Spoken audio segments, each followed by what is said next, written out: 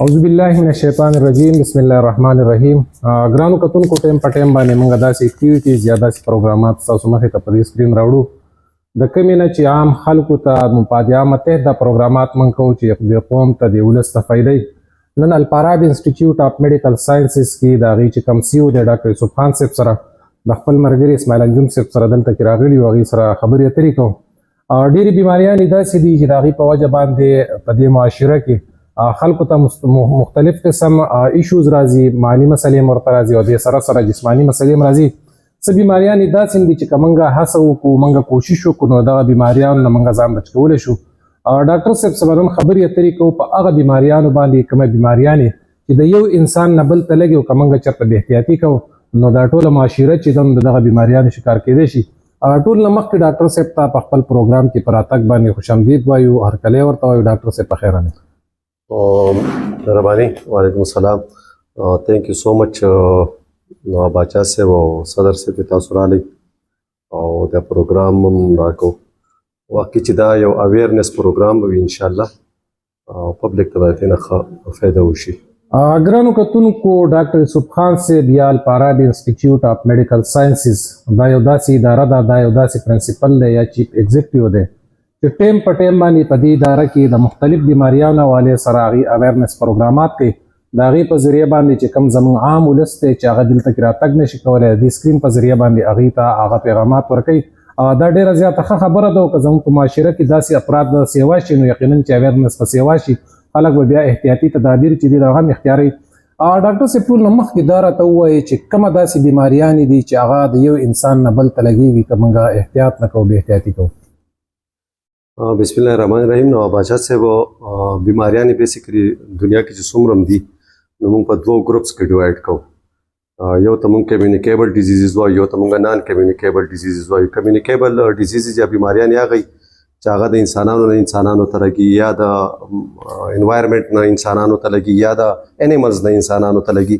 او یو نان کمیونیکیبل ډیزیز چې هغه د انسان ذاتي بیماری وي. فار ایگزامپل یو کس ته هایپرټینشن بلډ پریشر یې زیات دی، بس هغه بیمار دی،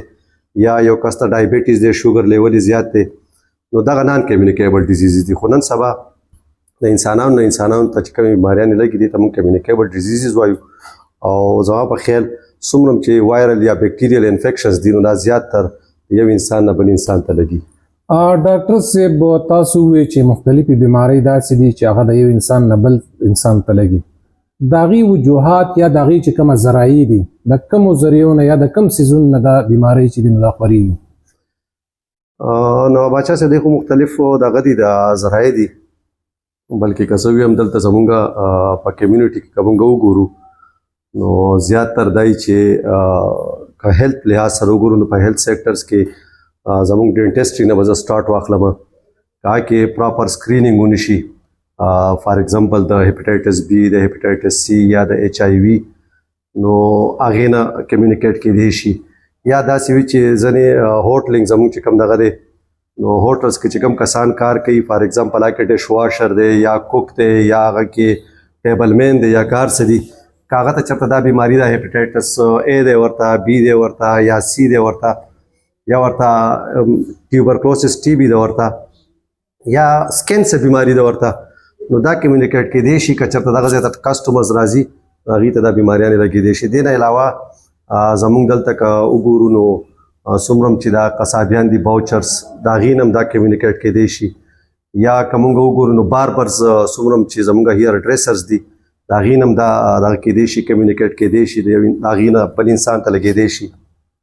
یا که هغه یو داسې یو انسان له بار کار کړی وي او هغه انسټرومنټ بل کس ته یوز کړي، فار ایگزامپل هغه ته ایچ آی وي ده یا ایچ بی ایس دی یا ایچ سی وي ده ورته، نو دا کار یو داسې چې هغه وایرل انفیکشن دی یا بیکټیریل چې هغه کمیونیکیټ کیدی شي نو هغه بل انسان ته دنه لګېدی شي. ډېره مننه ډاکټر صاحب. شارټلی اخیره کې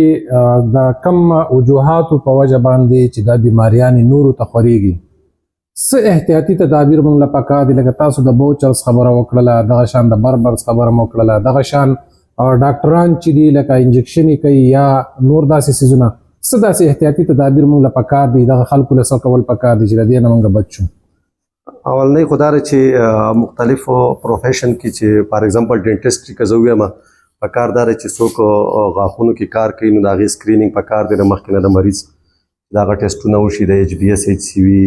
HIV دې نه علاوه که څوک سرجري کوي ایون چې د هغې هم سکرینینګ ټیسټونه وشي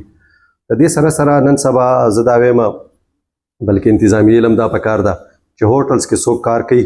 که هغه کوک دی که هغه ټیبل مین دی که هغه ډش واشر دی چې د هغه سکرینینګ وشي چې آیا د دې کس ته څه بیماري خو نشته یا دته څه انفیکشن خو نشته دا خلکو ته خورېدو څه چانسز شته یا یو کس دی چې هغه بوچر دی قصاب دی پکار چې د هغه سکرینینګ ټیسټ وشي چې د قصاب په خپله ټیک دی او که نه هسې نه چې دنه دا بیماریانې خورې شي یا یو هیر ډریسر دی پکار چې د هغه هم سکرینینګ وشي که دا هیر ډریسر په خپله بیمار دی دا انفیکټډ دی دته انفیکشن دی نو دنه هم دې کس ته لګېدی شي یا داسې اوزار هغه استعمالوي چې هغې د وجې نه فار ایګزامپل سکن نن سبا که زه درته ووایم نو فار ایګزامپل هغه بلیډ دی یا دغه دی او د سکن چاته ټینیا انفیکشن دی یا سکیبیز دی ورته یا څه دی نو هغه هم کمیونیکیټ کېدی شي که یو انسان له پې کار وکړي بل انسان ته به لګېدی شي نو په خپله دا کم پروفیشنل چې دی دا کم کس چې دا کار کوي د دم سکرینینګ پکار دی او چاله چې کار کېږي د هغه هم سکرینینګ پکار دی دا یو واحد د بچاو یو ذریعه ده ډیره مننه ډاکټر صاحب تاسو ډیر اهم معلومات د داسې بیمارو حوالې سره زموږ د ګران کتونکو لیدونکو اوریدونکو سره شیر کړل کوم چې د یو انسان نه د معمولي بې احتیاطۍ په وجه باندې بل انسان ته لګي او حدیث شریف کې دا راځي چې خیر الناس من ينفع الناس بهترین انسان هغه دی چې د هغه نه بل ته فایده ورسي بلکې نقصان ترې ورته ونه رسېږي